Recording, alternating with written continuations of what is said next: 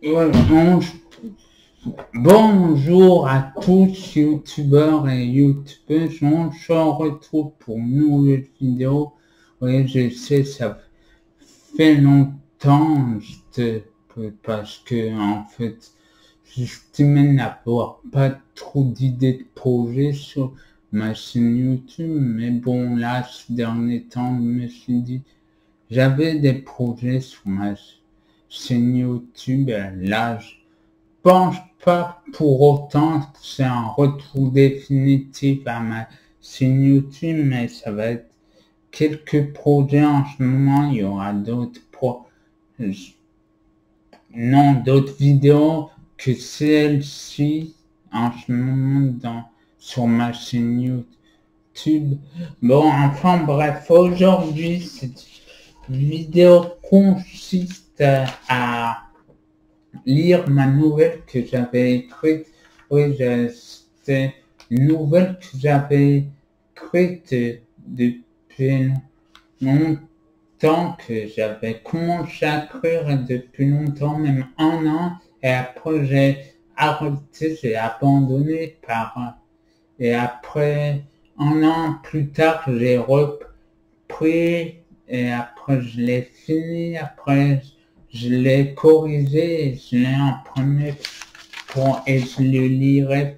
Je le lis actuellement pour vous. Je vais le lire pour vous. C'est parti. Le robinet magique, auteur Maxime Duprat. Notre histoire commence dans le pays fictif de la Sarabie, plus précisément à Restone, la capitale des honestes quelqu'un qui fait.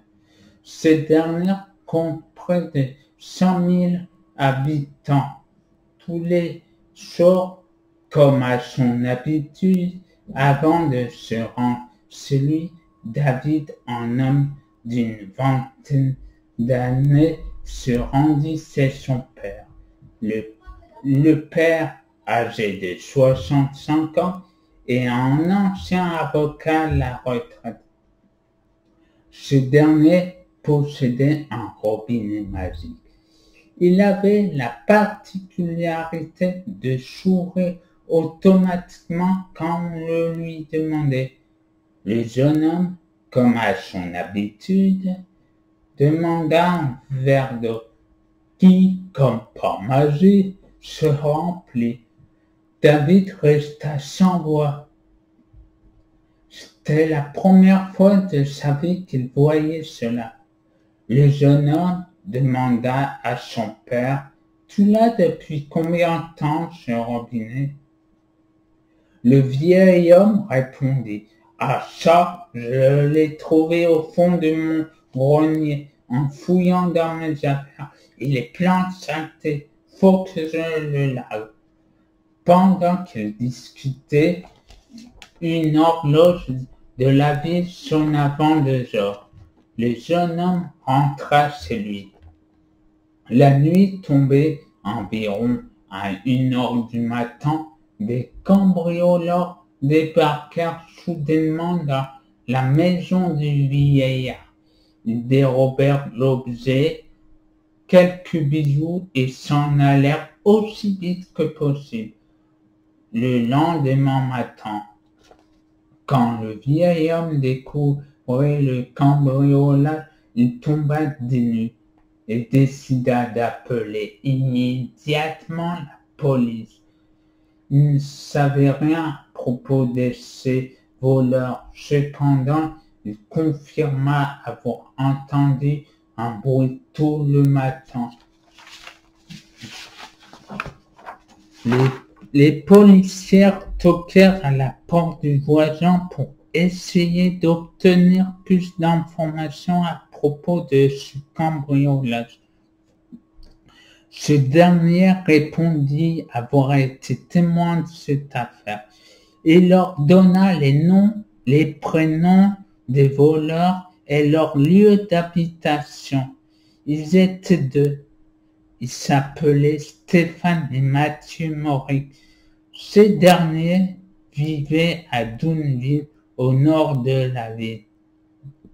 Les policiers se rendirent à l'endroit indiqué. Une fois arrivés chez eux, ils fouillèrent partout pour trouver l'objet. Ils virent les deux voyous dormant dormant dans un canapé à côté d'un paquet de chips. Les policiers tentèrent de les réveiller et leur mit des menottes et les conduisirent au commissariat pour avoir plus d'informations à propos de ce vol.